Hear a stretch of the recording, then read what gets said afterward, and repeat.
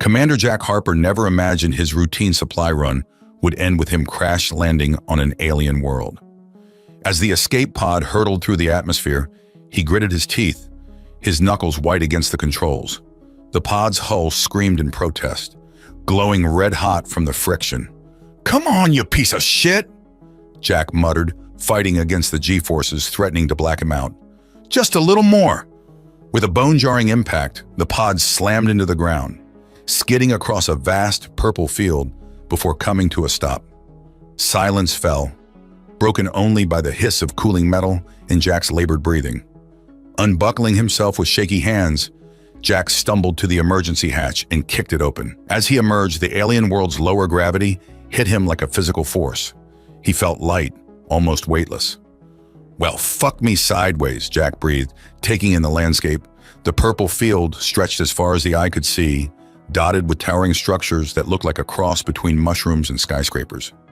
2 moons hung in the lilac sky, one a pale green, the other a deep blue. Jack's wonder was cut short by a chorus of high-pitched squeaks. Turning, he found himself surrounded by a group of aliens. They were humanoid, but small, barely reaching his chest. Their skin was a mottled gray-green, and large, luminous eyes dominated their faces. Tufts of colorful feathers sprouted from their heads. The aliens chattered excitedly, gesturing at Jack with their 4-fingered hands. One of them, slightly taller than the rest, approached cautiously. "Hey there, little fella," Jack said, raising his hands in what he hoped was a universal gesture of peace. "I come in peace and all that jazz." The alien's eyes widened even further, if that was possible. It turned to its companions and let out a series of rapid-fire squeaks. The group fell to their knees, bowing low. "Whoa, whoa," Jack exclaimed, taken aback. "No need for that. I'm just a guy who took a wrong turn at Albuquerque." But the aliens weren't listening. They continued to prostrate themselves, their squeaks taking on a reverent tone. "Ah, shit," Jack muttered, realizing the gravity of the situation. "This is going to be a problem." As if on cue, a distant roar echoed across the purple plain. The aliens froze, their feathers standing on end. Jack turned towards the sound, his hand instinctively going to the blaster at his hip. On the horizon, a massive shape was moving towards them. It looked like a cross between a rhinoceros and a centipede, its armored hide glinting in the alien sunlight. The lead alien tugged at Jack's sleeve, squeaking urgently and pointing at the approaching monster. "Let me guess," Jack sighed, unholstering his blaster. "You want me to play hero?" The alien nodded vigorously, its eyes filled with hope and fear. Jack looked from the approaching beast to the cowering aliens, then back to his crashed pod. He thought of the years of combat training, the countless missions he'd survived. A grin spread across his face. "Well," he said, chambering around in his blaster, "I guess it's time to earn my godhood." As Jack strode towards the monster, his steps light in the low gravity, he couldn't help but laugh. This wasn't how he'd planned to spend his day, but damned if it wasn't going to be interesting. The beast charged, its many legs churning up the purple soil. Jack stood his ground, blaster raised. In Earth's gravity, he might have hesitated, but here, feeling like he could leap tall buildings, his confidence soared. "All right, you overgrown centipede," he muttered. "Let's dance." The blaster hummed to life in his hands, and Jack Harper, accidental god of an alien world, prepared for battle. The beast bore down on Jack, its massive form casting a shadow over the purple landscape. In Earth's gravity, he might have been flattened instantly. But here, in this alien world's lighter pull, Jack felt like a superhero. As the creature's gaping maw descended, Jack leapt. He soared higher than he'd ever thought possible, sailing clean over the beast's armored back. Time seemed to slow as he hung in the air, the alien world spread out beneath him like a surreal painting. "Holy shit," Jack laughed, exhilaration coursing through him. "I could get used to this." He landed behind the monster with a grace that would have made Olympic gymnasts weep with envy. The beast, confused by its prey's disappearance, skidded to a halt, its centipede-like body coiling around itself. Jack didn't waste the opportunity. He raised his blaster and fired a series of shots at the creature's underbelly, where the armored plates were thinnest. The energy bolts sizzled through the air, striking true. The monster let out an ear-splitting shriek, rearing up on its hind legs. Jack grinned, feeling invincible. He darted between the creature's legs, peppering its soft underside with more shots. "Come on, you ugly son of a bitch," he taunted. "Is that all you've got?" As if in answer, the beast's tail whipped around, catching Jack off guard. It slammed into him, sending him flying. In normal gravity, it would have been a devastating blow. Here it was more like being swatted by a giant fly swatter. Jack tumbled through the air, managing to right himself before landing. He touched down lightly, skidding across the purple grass. "Okay," he muttered, rubbing his side. Note to self, don't get cocky. The aliens watched from a safe distance, their squeaks a mixture of fear and awe. Jack could almost imagine them placing bets on the outcome. The beast charged again, its many legs a blur of motion. This time Jack was ready. He waited until the last second, then leapt straight up. The creature barreled beneath him, unable to stop its momentum. As Jack descended, he emptied his blaster into the back of the monster's head. The shots found their mark and the beast collapsed mid-charge, sliding to a stop in a cloud of purple dust. Silence fell over the battlefield. Jack landed beside the fallen creature, his breath coming in quick gasps. Slowly, cautiously, the aliens approached. The leader of the group reached out, touching Jack's leg as if to confirm he was real.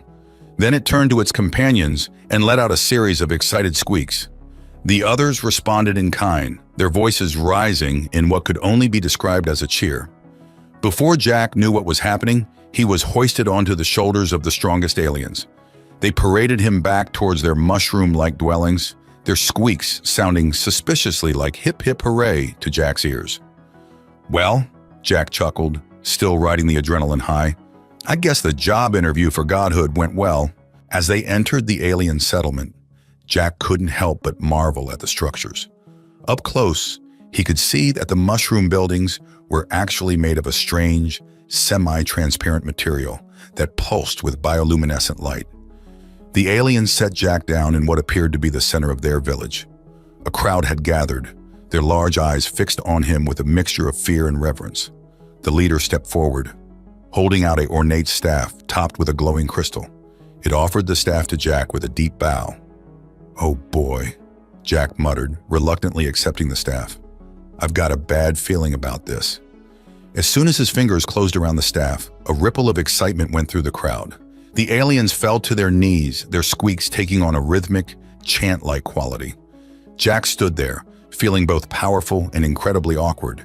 He was a military man, trained to fight battles and complete missions. Playing God to a race of alien beings was definitely not in his job description. "Look," he said, trying to make his voice sound authoritative, "I appreciate the welcome, but there's been a bit of a misunderstanding. I'm not a god, I'm just..." He was cut off by a commotion at the edge of the crowd. The aliens parted, revealing a group of what Jack assumed were female aliens. They were slightly smaller than the males, with more colorful feathers adorning their heads. One of the females was pushed forward. She was young, at least by the standards Jack was quickly establishing for the species. Her feathers were a vibrant blue, and she carried herself with a grace that set her apart from the others.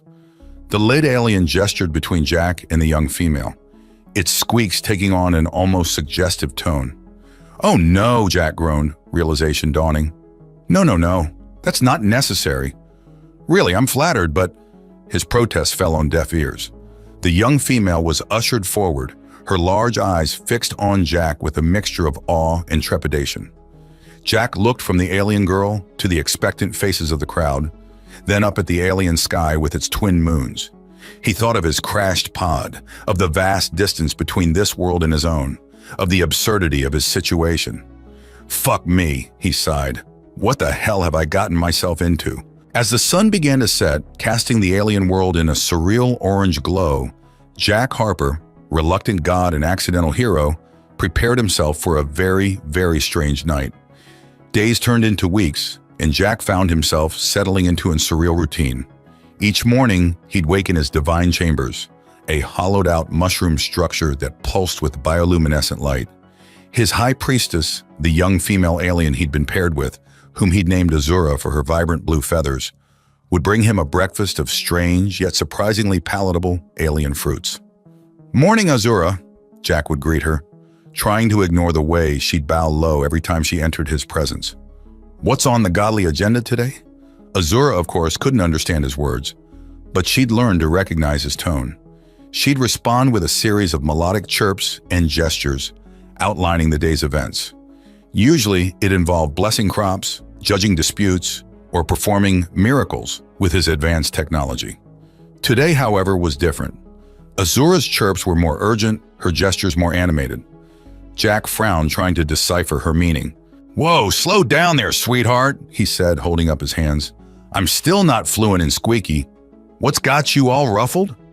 Azura pointed towards the village center, then made a growling sound and mimicked something large and menacing. Jack's eyes widened in understanding. "Another monster attack? Shit, I thought we'd seen the last of those after I took down Big Ugly." He grabbed his blaster, which the aliens now revered as his divine scepter, and followed Azura out of the mushroom dwelling. The village was in a state of panic, with aliens running to and fro, their squeaks high-pitched with fear. In the distance, Jack could see why. A creature that looked like a nightmarish fusion of a praying mantis and a tiger was rampaging through the purple fields, heading straight for the village. Its size made the previous beast look like a house cat in comparison. "Well, fuck me sideways," Jack muttered, checking his blaster's charge. "Looks like it's time for another miracle." He strode towards the village edge, feeling the familiar rush of adrenaline. The low gravity still gave him a sense of invincibility, but he learned not to underestimate these alien threats. As he reached the outskirts, he turned to address the gathered aliens. They looked at him with a mixture of fear and hope, their large eyes glistening. "All right, you squeaky little shits," he said, his voice taking on the commanding tone he'd used back in the military. "I know you can't understand me, but listen up. Your god's about to kick some serious ass." He punctuated his speech by firing a shot into the air. The aliens cheered, or at least made a sound that Jack interpreted as cheering. With a grin, he turned to face the approaching monstrosity. "Okay, you overgrown bug," he muttered, taking aim. "Let's dance." The creature let out a roar that shook the very ground, its mandibles clicking menacingly. Jack fired off a series of shots, aiming for what he hoped were vital areas. The energy bolts sizzled through the air, striking the beast's exoskeleton with satisfying thuds. But unlike the previous monster, this one didn't go down easy. It shrugged off the blasts like they were nothing more than annoying insect bites. Jack's grin faded. "Well, shit," he said, dodging a swipe from one of its massive claws. "This might be a problem." He leapt and rolled, using the low gravity to his advantage. But the creature was fast, its multiple limbs allowing it to cover ground at an alarming rate. Jack found himself on the defensive, barely avoiding its attacks, as he backflipped away from another swipe, a move that would have been impossible in Earth's gravity. He caught sight of something that made his heart sink. A group of young aliens had wandered too close to the battle, their curiosity overriding their fear. The monster noticed them too. It turned, mandibles clicking in anticipation of easy prey. Jack didn't hesitate. He sprinted towards the young aliens, his mind racing. His blaster wasn't strong enough to take down the creature, but maybe an idea struck him. A crazy, possibly suicidal idea, but an idea nonetheless. He reached the young aliens just as the monster lunged. "Get back," he yelled, shoving them aside. Then, using all the strength the low gravity afforded him, he leapt straight up, directly into the creature's path. Time seemed to slow. Jack found himself face to face with the monster's gaping maw. Its breath was hot and fetid, its mandibles inches from his face. But Jack didn't flinch. Instead, he grinned. "Eat this, you ugly motherfucker!" he snarled, and shoved his blaster directly into the creature's mouth. He pulled the trigger, emptying the entire charge into the monster's gullet.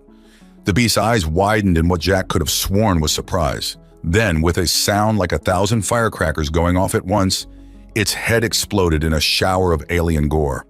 Jack was thrown clear by the blast, tumbling through the air. He hit the ground hard, rolling several times before coming to a stop.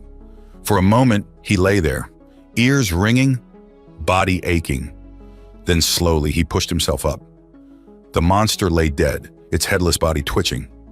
The village was silent, every alien eye fixed on Jack in stunned disbelief. He staggered to his feet, wiping alien blood from his face. Then, mustering every ounce of bravado he had left, he raised his ruined blaster high.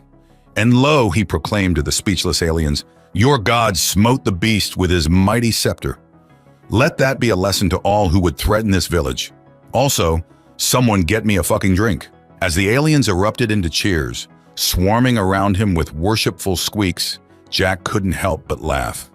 He was battered, bruised, and covered in monster guts, but he was alive. More than that, he was a god. But as the adrenaline faded and the aliens carried him back to the village in triumph, a sobering thought occurred to him. How long could he keep this up? How long before his luck ran out, or before these aliens expected more than he could deliver? For the first time since crash landing on this bizarre world, Commander Jack Harper, accidental god and reluctant hero, felt the true weight of his newfound divinity, and he wasn't sure he liked it one bit. As weeks turned into months, Jack's initial exhilaration at playing God began to wane.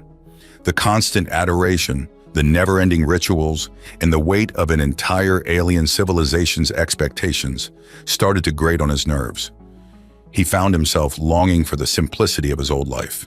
Even the mind-numbing tedium of supply runs seemed appealing compared to the constant pressure of divinity. One particularly trying day, after blessing what felt like the millionth alien baby, a process that involved waving his divine scepter, now a makeshift staff since his blaster was destroyed, and making suitably godlike noises, Jack retreated to his mushroom palace. Azura followed, chirping concernedly. "Not now, Azura," Jack groaned, flopping onto his bioluminescent bed. "God's got a headache." Azura tilted her head, her large eyes filled with worry. She approached cautiously, holding out a cup filled with a strange glowing liquid. Jack had come to recognize this as their version of a cure-all medicine. He sighed, sitting up and accepting the cup. "Thanks, sweetheart. You're a peach," or whatever the alien equivalent of a peach is. As he sipped the oddly tangy liquid, Jack found himself studying Azura. Over the months, he'd grown fond of her. She was intelligent, kind, and seemed to genuinely care for him, beyond just revering him as a deity. In another life, under very different circumstances, he might have... Jack shook his head, banishing the thought. "Get it together, Harper," he muttered to himself. "You're here to find a way home, not go native." Azura chirped questioningly, picking up on his mood. Jack managed to smile. "It's nothing, kiddo. Just thinking about home." The word home triggered something in him. How long had it been since he'd really thought about getting back to Earth? In the chaos of becoming a god, he'd almost forgotten his true mission. With renewed determination, Jack stood up. "Azura," he said, knowing she couldn't understand but needing to voice his thoughts. "It's time I showed you something." He led her out of the village towards the place where he'd hidden his crashed escape pod.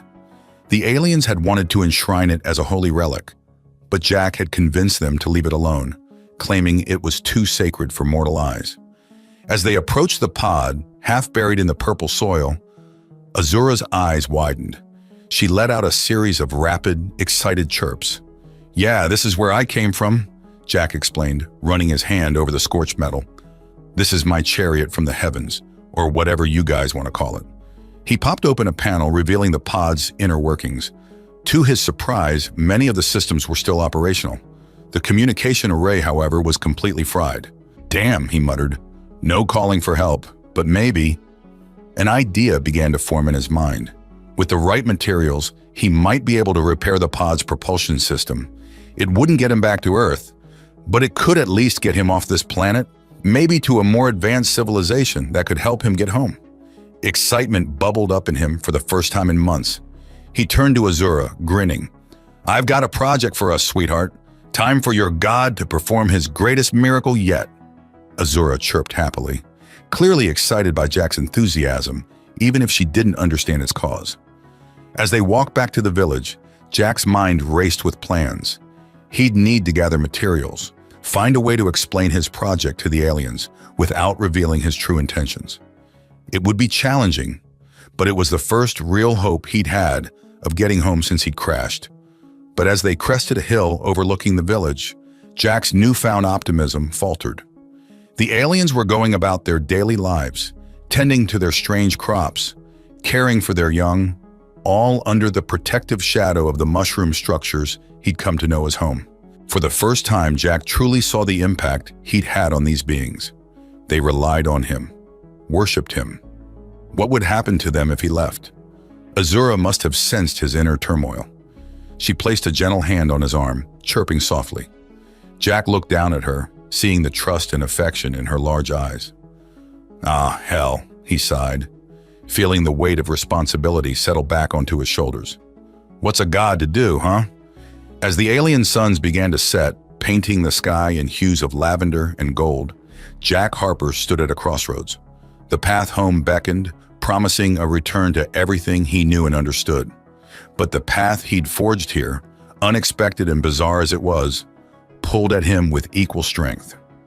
In that moment, under an alien sky with an alien companion by his side, the accidental god faced his most difficult decision yet. And as night fell over the purple fields of his adopted world, Jack Harper pondered the true meaning of home. The next few weeks saw Jack throwing himself into his divine project with fervor. To the aliens, he presented it as a grand temple, a beacon to the heavens. In reality, it was a cobbled-together mess of alien tech and salvage parts from his escape pod, all aimed at creating a functional propulsion system. Azura, ever loyal, assisted him tirelessly.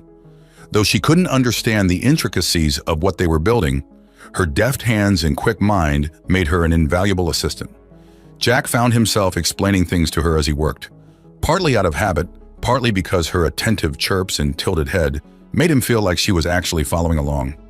"See, the trick is to reroute the power from the auxiliary systems," he muttered, elbow deep in wiring. "It's not pretty, but it should give us enough juice for liftoff." Azura chirped and handed him a tool that looked like a cross between a wrench and a tuning fork. Jack grinned. "Thanks, sweetheart. You're getting good at this." As they worked, Jack found his resolve wavering. Every day spent with these aliens, every problem solved, every miracle performed, tied him more tightly to this world. He'd started learning their language in earnest, finding it more complex and beautiful than he'd initially thought. The rhythmic chirps and trills were starting to make sense, forming patterns and meanings in his mind. One evening, as they were wrapping up work on the temple, Azura turned to him and chirped a phrase he actually understood. "Jack, God, why sad?" Jack froze, surprised both by her use of his name, or at least her species' approximation of it, and the perceptiveness of her question. He sighed, setting down his tools. "It's complicated, Azura," he said, knowing she wouldn't understand most of his words, but needing to voice his thoughts. "I'm building this to try and get home, but I'm not sure if that's what I want anymore." Azura tilted her head, her large eyes blinking in confusion. She chirped another phrase, this one unfamiliar to Jack. "Sorry, kiddo, didn't catch that one," he said with a rueful smile.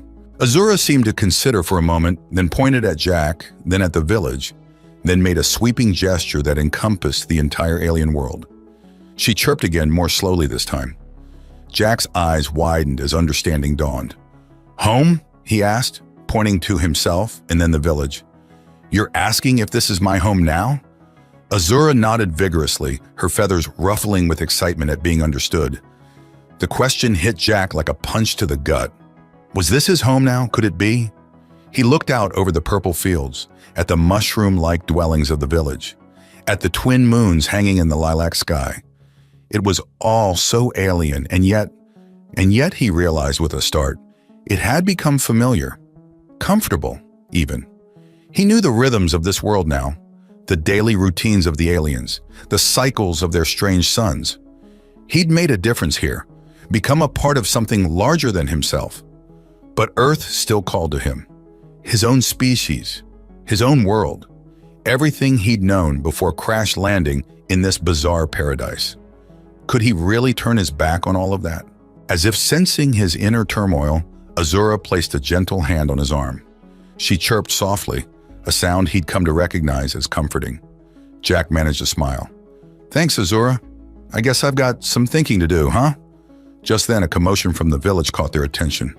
Alarmed chirps and squeaks filled the air, and Jack could see aliens pointing at the sky. "Now what?" he muttered, squinting up at the darkening expanse above. At first he saw nothing. Then a pinprick of light caught his eye. It was moving, growing larger by the second. With a jolt, Jack realized what it was. A ship, he breathed, his heart racing. A goddamn spaceship. As the vessel drew closer, its sleek design becoming visible, Jack felt a mix of emotions surge through him. Relief, excitement, fear. They all warred for dominance in his mind. Azura tugged at his sleeve, chirping urgently. The fear in her eyes was clear. To her, this wasn't a potential rescue. It was an invasion. Jack placed a reassuring hand on her shoulder. It's okay, Azura. I think they might be here for me. As the ship began its descent, kicking up clouds of purple dust, Jack Harper stood at the precipice of change once again. The choice he'd been agonizing over had suddenly become immediate and real. Stay as a god on this alien world, continuing the life he'd built here? Or return to his own people, his own world, leaving behind everything and everyone he'd come to care for? The ship touched down at the edge of the village, its engines powering down with a low hum. A hatch opened and a figure emerged, unmistakably human. Jack took a deep breath, feeling the weight of two worlds on his shoulders. It was time to make a decision. Time to choose his true home. With Azura by his side and an entire alien civilization watching, the accidental god prepared to face his destiny. The human figure emerging from the spaceship was clad in a sleek, dark uniform adorned with insignias Jack recognized all too well. As the newcomer approached, removing their helmet, Jack found himself face to face with a ghost from his past. "Commander Harper," the woman said, her voice a mix of relief and disbelief. "You're a hard man to find." Jack's mind reeled. "Captain Harrison? What the hell are you doing here?"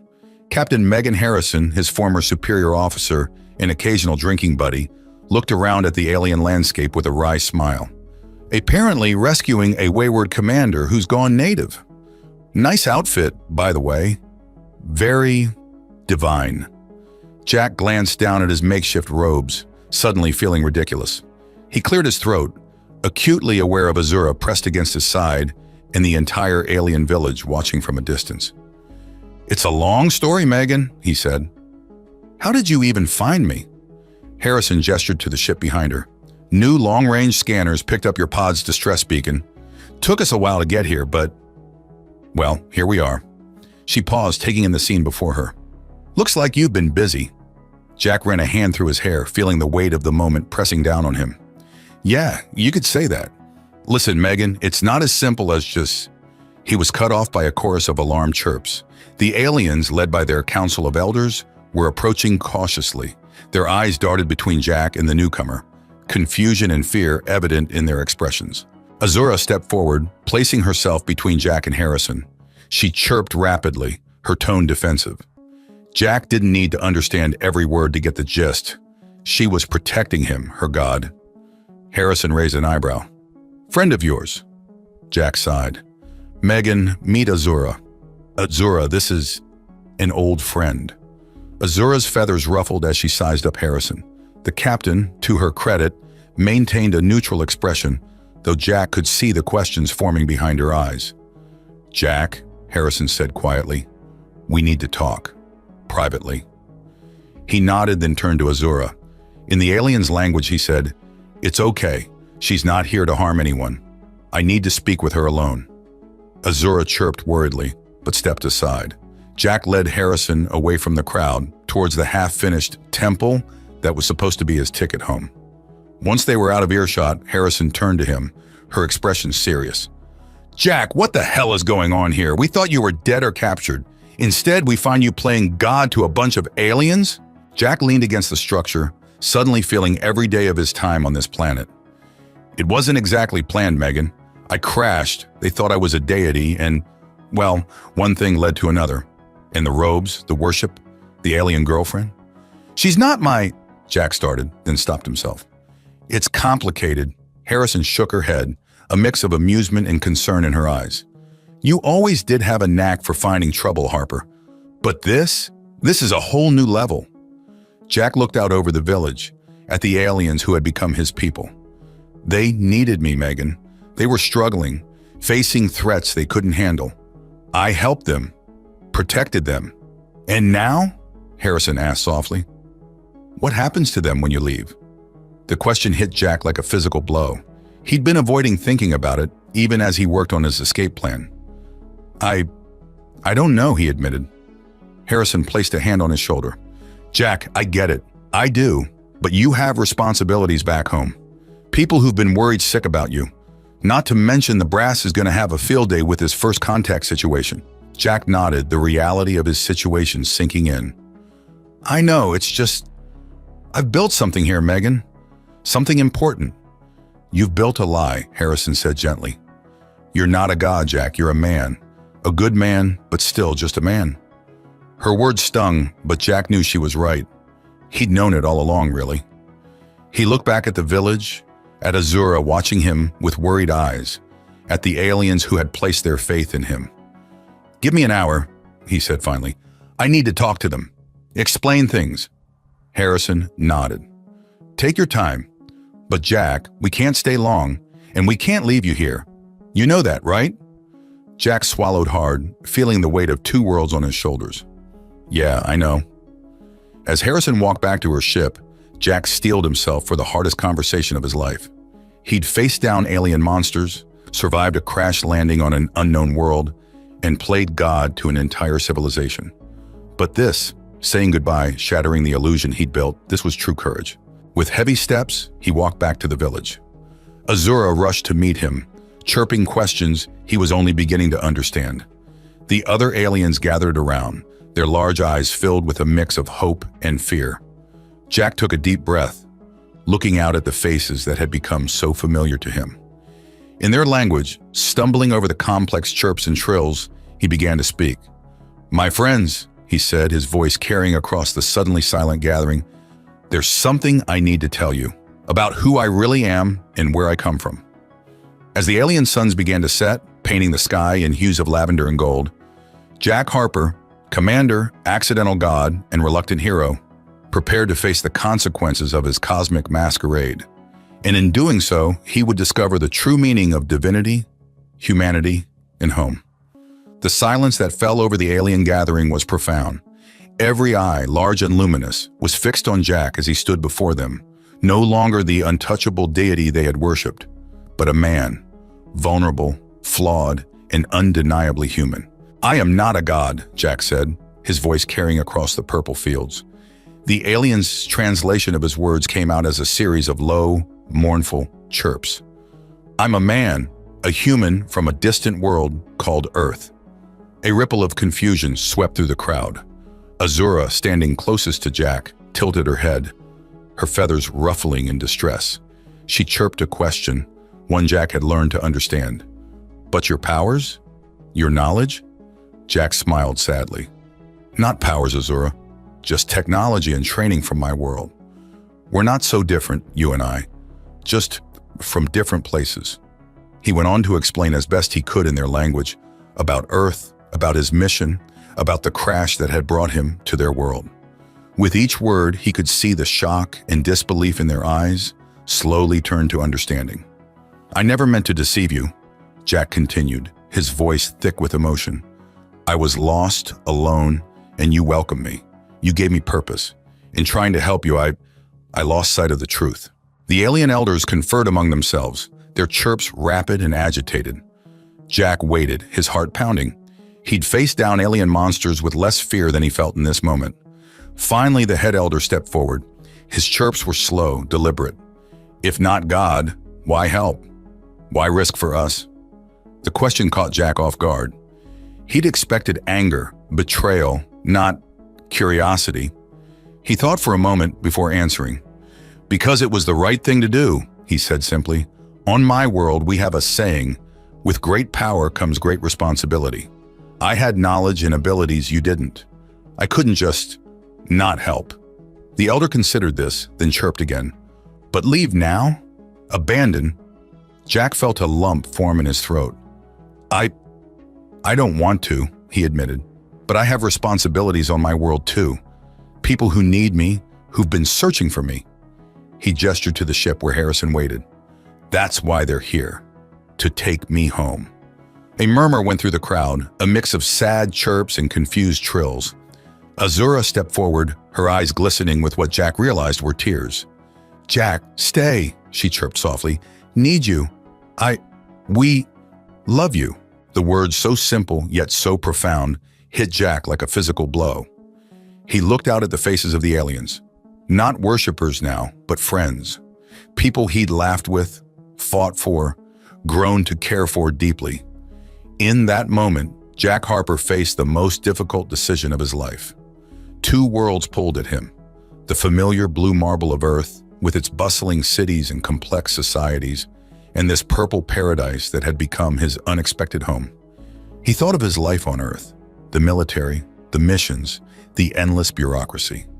Then he looked at the village, at the simple yet profound connections he'd made here, at Azura, who gazed at him not with blind worship, but with genuine love and understanding. Jack took a deep breath, feeling the weight of his decision settle onto his shoulders. He turned to look at the ship, where Harrison waited patiently, then back to the aliens who had become his people. With a smile that was both sad and resolute, he made his choice. "I'm staying," he said, his voice carrying across the suddenly silent gathering. "This is my home now. These are my people." The aliens erupted in a chorus of joyous chirps and trills. Azura launched herself at Jack, wrapping him in a tight embrace. As he held her, Jack felt a sense of rightness, of belonging that he'd never experienced before.